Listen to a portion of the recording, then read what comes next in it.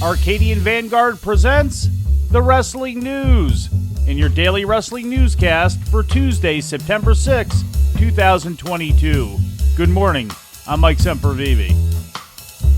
We begin with AEW and more news coming out of Sunday night's post-All Out press conference.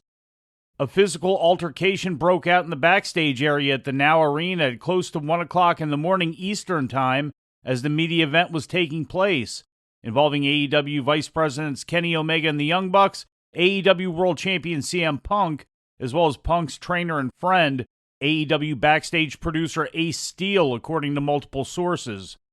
The altercation came after comments in which Punk criticized AEW's EVPs, though not by name, for spreading false rumors about him and trying to undermine him. We must warn you, Punk's comments are of an explicit nature.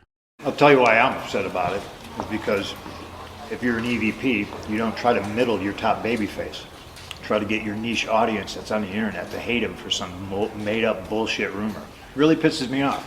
Stepping on your own dick, trying to fucking, make money, sell tickets, fill arenas, and these stupid guys think they're in the receipt. Omega and the Bucks reportedly went to Punk's locker room to confront him after his media scrum comments, with CM Punk allegedly throwing a punch at the Bucks' Mac Jackson. Ace Steel is reported to have thrown a chair at Nick Jackson, hitting him in the eye. Other reports have stated that Nick Jackson was knocked unconscious. Further reports have put Steel and Kenny Omega into a physical confrontation, with reports of biting and hair pulling. Tony Khan was still seated at the press conference at the time of the confrontation and was not informed until after the conference's conclusion. Moving to WWE, Braun Strowman returned to the company last night on Monday Night Raw, live on the USA Network from the T-Mobile Center in Kansas City, Missouri. No! Yes! The monster is back! Braun Strowman? Are you kidding me? Stalking his way to the ring! There is a very big, very pissed off monster among men in Kansas City tonight! Strowman made a surprise appearance during the first match of the show, a fatal four-way number one contenders tag team match involving Alpha Academy, The New Day, Los Lotharios, and the Street Profits. As part of the segment, Strowman attacked the tag teams involved in the match, as well as ringside security guards, bringing the match to an end. Strowman had not been seen in a WWE ring since the WrestleMania Backlash Premium Live event in May of 2021. In the main event of Raw, Bobby Lashley successfully defended the United States title against The Miz, pinning him after a spear following a distraction from Dexter Lumis. Lumis had been seen stalking Miz during segments on the previous two editions of Raw. Also on the program, Dominic Mysterio's full heel persona was revealed as the newly turned son of Rey Mysterio was introduced to the crowd by Judgment Day member Rhea Ripley and joined Judgment Day members Finn Balor and Damian Priest in attacking Edge during an in-ring promo segment between Edge and Rey. Later in the evening, Dominic cost his father a match when he provided the distraction that allowed Priest to defeat Rey Mysterio. Dominic Mysterio vs. Edge was announced for next week's Raw from Portland, Oregon. In other Raw results, Kevin Owens defeated Austin Theory, and Aaliyah and Raquel Rodriguez successfully defended the WWE Women's Tag Team title against Nikki ASH and Doudrop. AEW is coming to Buffalo, New York's Key Bank Center for its next Dynamite and Rampage taping Wednesday evening. According to a report from WrestleTix, 5,241 tickets have been sold for the event as of yesterday, with 1,765 still remaining available. Announced already for the event are Best Friends in Orange Cassidy vs. Death Triangle, and Wheeler Yuta defending the ROH Pure Championship against Daniel Garcia. We now look at the latest injury news. Filing this report for the Wrestling News is Lou Kipilman. Despite being in a program on AEW TV with Jungle Boy, Christian Cage has been kept away from the ring as of late due to a serious injury, according to a report on Wrestling Observer Radio. This was the reason given for his unusually short match against Jungle Boy at AEW All Out. The match, in which Cage beat Jungle Boy following interference from a heel-turned Luchasaurus, lasted only approximately half a minute. Cage was deemed unable to work a full match at the show, and hasn't wrestled since August 3rd. The specific nature of his injury has not been made public. Alex Reynolds of the Dark Order was seen leaving his hotel in Chicago yesterday on crutches, according to a report from PW Insider. Reynolds took part in the finals of the World Trios title tournament at AEW All Out Sunday night, teaming with Adam Page and John Silver in a loss to Kenny Omega and the Young Bucks. Although it appears likely that Reynolds' injury was suffered during the match, that has not been confirmed.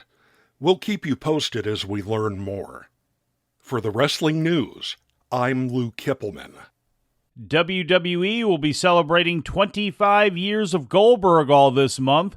According to a release from the company yesterday, Goldberg had his first televised match on the September 22nd, 1997 edition of Monday Nitro, defeating Hugh Morris in Salt Lake City, Utah.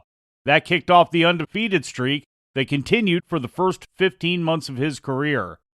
WWE had a similar month-long celebration in June to celebrate 20 years of John Cena in WWE. Goldberg's career spanned both WCW and WWE. His last in-ring appearance came last February at WWE's Elimination Chamber. In news from around Japan, New Japan Pro Wrestling's Burning Spirit Tour picked back up on Monday at Tokyo's Korakuen Hall, and for the first time in 28 months, fans were allowed to cheer. On the first of back-to-back nights in the building, several New Japan stars became noticeably choked up hearing the crowd emote for the first time since before the COVID-19 pandemic wreaked havoc worldwide. そして明日の後楽園ホール大会ついに完成解禁だ! That was one of New Japan Pro Wrestling's most popular wrestlers, Hiromu Takahashi, who kicked off the show by welcoming the cheers of the crowd. On June 9, 2020, New Japan issued the first of its COVID-19 policies and countermeasures, which were based on the nation's Sports Association Infection Prevention and Control Guidelines for sports events, and it included the discouraging of fans cheering and booing.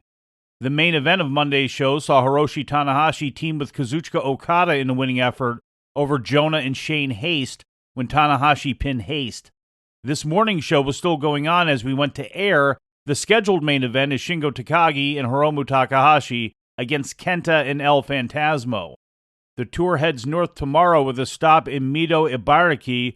The scheduled main event there will be Kazuchika Okada, Hiroshi Tanahashi, and Tomoyoki Honma against Jonah, Shane Haste, and Bad Dude Tito. According to the results report from PuroLove.com, Pro Wrestling Noah members Atsushi Katoge, Yohei Seiki Yoshioka, and Alejandro appeared after the semi-main event of Dragon Gate show on Monday to make challenges. Taking place at Osaka's Edion Arena, Yoshioki challenged Dragon Gate mainstay Yamato, Alejandro challenged the Dragon Kid, and Yohei challenged Casey. The main event of the show saw Dragon Dia and Madoka Kakuta defeat Yamato and Ben K to become the number one contenders to the Open the Twin Gate Tag Team titles, which are held by Jake Lee and Jackie Funky Kamei. The shoot-style promotion GLEAT held their G Pro Wrestling 32 show at the Stella Hall in Umeda Sky Building on Monday. The main event saw a battle of Bulk Orchestra teammates. Hayato Tamura and Czech Shimatani defeated Ryuichi Kawakami and Kazuma Sakamoto to win the G Infinity Tag Team Championship. And that's the news for today. If anything else happens, we'll be here to tell you about it. No clickbait, no paywall, just the wrestling news. The Wrestling News is a division of Arcadian Vanguard, and the Wrestling Newscast is a production of the Arcadian Vanguard Podcast Network.